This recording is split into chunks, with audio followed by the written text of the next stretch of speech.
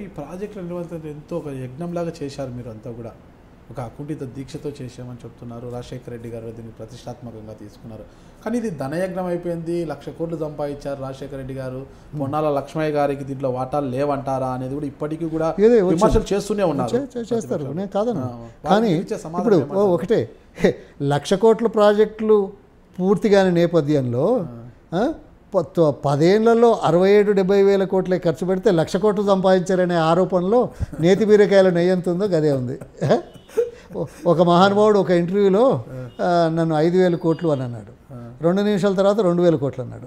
ఏమయ్యా 5 నిమిషాల కింద 5,000 అన్నావు, 5 నిమిషాల తర్వాత 2,000 అంటున్నావు.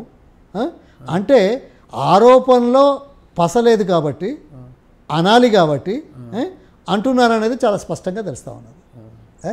1,00,000 కోట్ల దోపిడీ అయితే ప్రాజెక్టుల కాస్ట్ ఎంత, ప్రాజెక్టులు ఎంత డబ్బు కేటాయించారు, ఎంత డబ్బు ఖర్చు పెట్టారు చూస్తే అందులో పసలేదనేది వెంటనే తెలిసిపోతుంది. ఇప్పుడు ఆయన కుమారుడు జగన్మోహన్ రెడ్డి 1,00,000 కోట్లు సంపాదించింది జలయజ్ఞంలోనే, అది ఇప్పటికీ ఆరోపిస్తూనే ఉన్నారు కదా. ఇక ఎవరు ఎలా సంపాదించారో నాకు తెలీదు. 1,00,000 కోట్లో 1,000 కోట్లో రూపాయో నాకు తెలీదు. కానీ ఆరోపణలో పసలేదు, వాస్తవం కాదు. ఇది ఒకటి.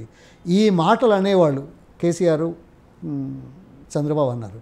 మరి ప్రాజెక్టుల కాస్ట్లు అంతగానం ఎందుకు పెరిగిందే? కాదు, 35,000 కోట్లదే మంచిది కాదన్నావు, ధనయజ్ఞం అన్నావు. 85,000 కోట్లు ఎట్లా వచ్చింది? దానికి సమాధానం చెప్పరే? సరే, మమ్మల్ని నిందించారు, మేము మిమ్మల్ని అడుగుతున్నాం ఈరోజు, మిమ్మల్ని నిందిస్తలేం. మీరు 38 వద్దన్నది 85 ఎందుకు చేశారంటే సమాధానం వచ్చిందా? మహానుభావుడు పనులు బదులు పెట్టకుండా నీళ్ళు ఇచ్చామని చెప్తున్నాడు. పోలవరం రాష్ట్ర స్థాయిలో ఎందుకు తీసుకుంటున్నావు, కేంద్ర ప్రభుత్వం చేస్తానంటే? సరే, ఇక ఆ రాష్ట్రం, ఆ నాయకుడు, ఆ ప్రాజెక్టులు చర్చించాల్సిన అవసరం నాకేం లేదు. కానీ ఆరోపణల్లో పసలేదు, వాస్తవం లేదు, రాజకీయ కోణంలో చేసేది. అక్రమాలు తగ్గించడానికి, అవినీతి తగ్గించడానికి చాలా విధానాలు మార్చాం.